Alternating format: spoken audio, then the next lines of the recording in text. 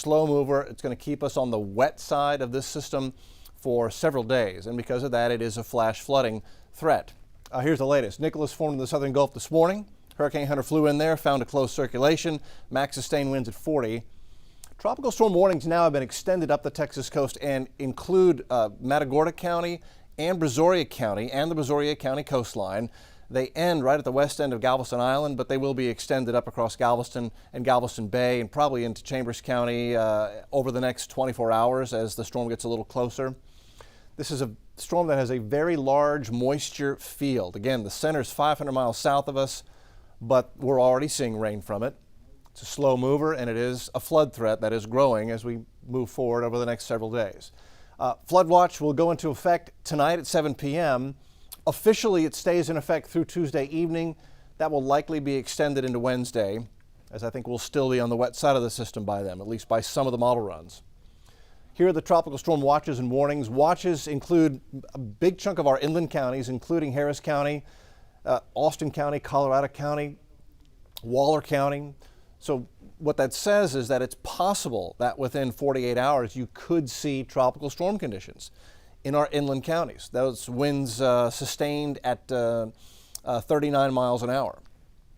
And tropical storm warnings are in effect for our coastal counties of Brazoria and Matagorda Bay. That means we are expecting tropical storm conditions, winds of 39 miles an hour or above as we head into the next couple of days. Galveston, you're in a watch right now, but that will probably be extended. I say probably. There is still a very large degree of uncertainty as to exactly where the heaviest rain with this system is going to fall. The European model and the American model, the latest updates are several hundred miles different from each other, and that could have a major impact on who gets the flooding and who doesn't. Maybe we can get a lot of this rain out over the coastal water instead of inland. That's possible. Here's the way we stand right now. There is the storm itself, Tropical Storm Nicholas. Again, that's 500 miles to the south of Houston, Galveston, but look at how this rain and moisture shield extends all the way up to the Texas and Louisiana coast, where we're getting scattered showers right now. Nothing heavy right now, but we're getting scattered showers. This is developing in an area where the sea surface temperatures are very warm, 85, 87 degrees. There's plenty of heat content in the western Gulf of Mexico. We really haven't had any storms out in this part of the Gulf of Mexico this season, so the warm water just built up and it's just sitting here. That is a factor that favors development. One thing that does not favor development is that there are very strong upper level winds out here cutting across the storm. That is shearing and tipping the storm over on its side, and I think that is the major factor in limiting this to maybe just a tropical storm, and that is what the forecast from the Hurricane Center is. These are watches and warnings again on the coast. They extend from the western end of Galveston Island all the way down the Texas coast into Mexico. The yellow tropical storm watches for Galveston and Galveston Bay, those will most likely become tropical storm warnings in the next 12 to 24 hours. Here's the latest forecast track from the Hurricane Center. This is the 4 o'clock advisory. Really no significant change from the 1 o'clock advisory and the 10 o'clock advisory earlier this morning when the cone first came out. It has a tropical storm grazing the middle Texas coast. This has it making landfall just to the west of Matagorda Bay, and that would be Tuesday 1 a.m. And that perhaps still an inland tropical storm with winds of 40 miles an hour. Perhaps that's over portions of Grimes County near Navasota, Dobbin, as we head into 1 p.m. Tuesday afternoon. But notice how the cone then circles out as we get into Wednesday morning, Wednesday afternoon, and Thursday. When you see that feature on a forecast cone, it means that the Hurricane Center believes the storm is going to slow down significantly. Now, exactly where and to what degree it slows down is still unknown, and that will have a major role in who ends up getting the heaviest rain and the heaviest flood threat with this particular track. Now, remember, statistically, when you look at a cone, it's just as likely that the storm will track on the west side of the cone, statistically, as it would on the east side of the cone. You know, a western track would put it almost to Austin, Texas.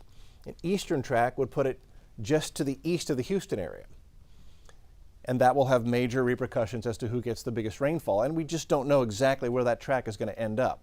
I think widespread, we're going to see plenty of rain. And you can see, although the center of the storm is here, and you can really begin to see, even on the radar, a little bit of rotation there, that counterclockwise rotation around the center of Nicholas, and the rain already moving inland. This is having impacts all the way to New Orleans. In fact, look at Mobile Bay getting wet. In fact, this is in association with that moisture field all the way into Mississippi, Alabama, Florida right now. South Texas getting scattered showers and thunderstorms from a storm that's hundreds of miles away. Closer view, so Galveston, we've had some scattered showers move in this afternoon. Nothing too big and bad, but it's become a bit of a rainy afternoon across the Brazoria County and Galveston Island. Scattered showers, Chambers County. Liberty County getting a scattered thunderstorm. We had a scattered thunderstorm near Baytown that's lifted up toward the Lake Houston area. But nothing too out of the ordinary for a summer afternoon, although this is the beginning of this huge moisture field coming into southeast Texas. A little bit of lightning and thunder with this. Liberty, Beaumont, scattered showers now drifting up through Polk and San Jacinto County, drifting toward Lake Livingston. Nothing that's going to cause any flash flooding right now. And maybe the best thing we've got going for us as we enter this wet period is that we have been very, very dry for the past 2.5, 3 weeks. So all of our bayous are way down at the bottom of their channel. The rivers are running below their normal levels. The ground is dry. It's dry, but we still have all the vegetation. I'm looking out the window. We still have all this vegetation that's growing out there. The grass is still growing. It hasn't stopped growing. That means the roots and the grass and the trees and the plants are still pulling moisture out of the soil. That's important. That's something called evapotranspiration. So we've got as good a start to a heavy rain event as we could hope for. We just need to hope that we don't get too much to overwhelm us. So we could take several inches of rain before we start seeing any problems on any individual bayous and that type of thing. A little bit of rain activity over Lake Houston right now. Watch for a couple of isolated thunderstorms over the lake. Let's look at the two different model runs. Here's the GFS and the Euro, the two models that we lean on most heavily, and they differ significantly. These are the latest runs of the two. So here we are going into the 13th. So this is tomorrow, and they're similar. The European model making landfall of this system near Brownsville, while the GFS keeps it offshore. So I say they're similar. They're just a few miles apart from each other, but that will have a huge impact on the storm. If the storm can stay out over open water, it is much more likely to intensify and become a stronger system. Lower pressure, more intense winds. If it moves over land, it's more likely to be a weaker system, higher pressure, weaker winds, and also a slower mover. So we move forward in time as we go into tomorrow night. Perhaps even a Cat 1 hurricane is not out of the question off the Corpus Christi coast, according to the GFS. But look at the Euro. Look how spread out the isobars are, not nearly as strong, a weakening system over South Texas, and probably a slower moving system. The problem is this weaker outcome, which is what you think that's what you'd like to see, it's actually what we don't want to see. What we would rather see is a stronger system that gets pulled northward quicker than a weaker system that doesn't feel the pull and sits on us a little bit longer. And we go into September the 14th. And this puts a tropical storm right over downtown Houston. That scenario, however, would put the heavy flooding rains to the northeast. So it would be our northeast counties and into Louisiana. It would be a smaller portion of southeast Texas that would have a significant flood threat. And this would be moving faster, so it wouldn't be sitting on us quite as much with a stronger system.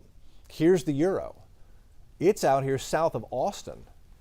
And it is a much weaker system. It's probably not even a depression, just a remnant low at that point.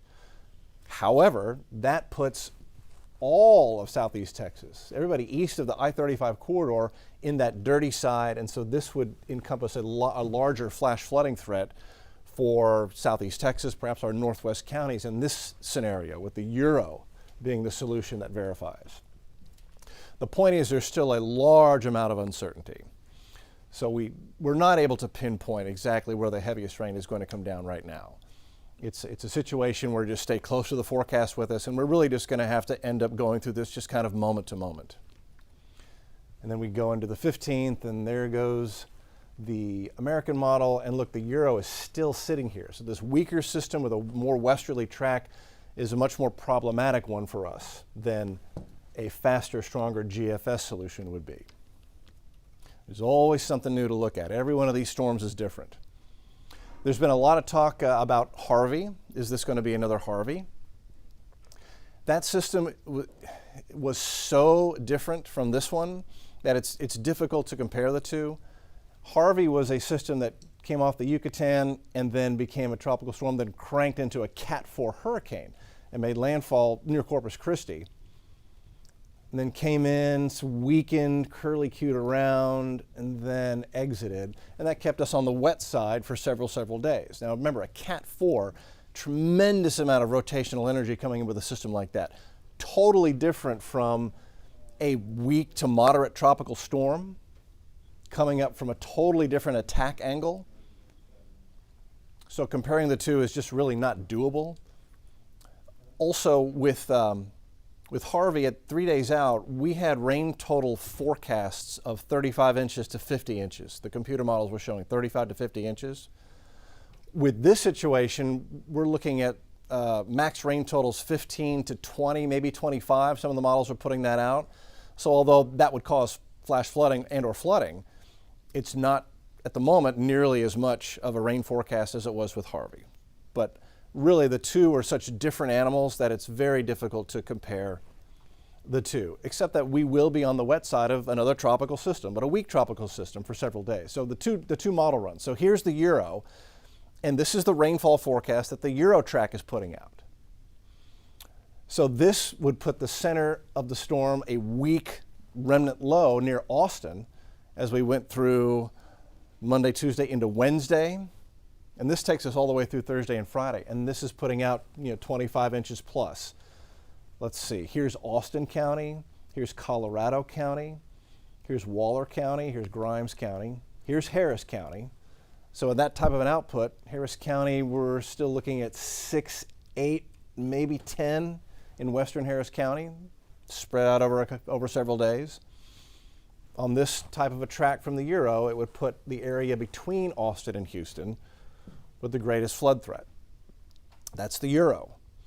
Look at what a difference just 100 miles to the east would make. This is the GFS forecast track as it stands right now, and here is the resultant rainfall forecast. You're dry west of Austin County. They don't get anything on this particular track. Heaviest rain, Galveston County, Eastern Harris, Chambers, Liberty County, and it's putting out 12 to 14 inches of rain. The lower rain totals because this is also a faster moving system. Now this is also a stronger system, so you would have greater coastal impacts with an onshore flow across the bay and the coastal areas. You probably have a surge of 4 to 5 feet, maybe a little bit more on top of high tide. You'd see some inundation of low-lying areas at high tide with this type of scenario on top of some heavy rain. But for inland areas, for the flooding threat from the rainfall of a system, you want a stronger, faster moving system. This is future track, and this is the European future track. So this is going into tomorrow morning. Scattered showers, especially near the coast. I don't think there's much of a flood threat tomorrow morning. Again, ground is so dry we can take several inches. This is Monday afternoon. Notice the heavier rain down near Corpus Christi, closer to perhaps a landfalling center. Again, this is the European future track. Here's Tuesday morning. Heaviest rain, Corpus Christi to Victoria. Here's Tuesday afternoon. Heaviest rain, areas between Austin and Houston. Again, this is the Euro with the low pressure area coming up from San Antonio to Austin. And we would be rainy on Tuesday, but maybe Harris County proper would miss the heaviest rain. Again, this is Wednesday morning, so Austin County, Colorado County. This European outcome, if this were to verify, would put significant pressure on the Brazos and the Colorado rivers. We go into Wednesday morning, still rainy, a slower moving, decaying low sitting right there. Wednesday night, still rainy between Austin and Houston. Thursday night, still rainy between Austin and Houston. So that's the Euro. That's the outcome that has the highest flash flooding potential for inland southeast Texas. But I think I've shown you, and I hope I've made this clear, that there is still a large degree of uncertainty as to exactly how much rain we're going to get and exactly where it's going to fall. winds. So this is our IBM computer model, and I wanted to show this run to you because this is the model run that would have the greatest impacts on the coast. So if you live in Galveston, Bolivar, Galveston Bay, especially the west side of Galveston Bay, this is your wind forecast, which I think is very interesting. Watch how this plays out. So this is tomorrow morning. Winds not too strong near the Galveston coast. We go into tomorrow evening. Okay, so 20-mile-an-hour sustained winds near Galveston. These are sustained winds, not gusts, but sustained. A little breezy inland, little northeast breeze. We go into Tuesday early morning, and this IBM model, this is our proprietary model, has the center of a strong tropical storm, Cat 1 hurricane, possible, maybe winds near the center of 74 miles an hour, and that would put sustained winds of 50 in Galveston and across the bay. So if this scenario were to verify, you would have stronger onshore flow, onshore winds. The water would pile up a little bit on the west side and the north side of the bay and along the beaches. This would put a storm surge of really probably somewhere in the 2 to 5 foot range, depending on the topography, exactly where you are along the west side of the bay or the coast of Galveston and Bolivar. So especially at times of high tide, this would inundate some of the low-lying roads and the low spots. That's Tuesday morning. That would be your strongest wind threat if this were to verify. And this is also closer to the GFS. I think the GFS has the storm going something like this. So here's our IBM model, like that. This is Tuesday at 9:30 in the morning. The storm moving off the coast. Now you get an offshore flow at 30 in Galveston, 10 to 15 inland.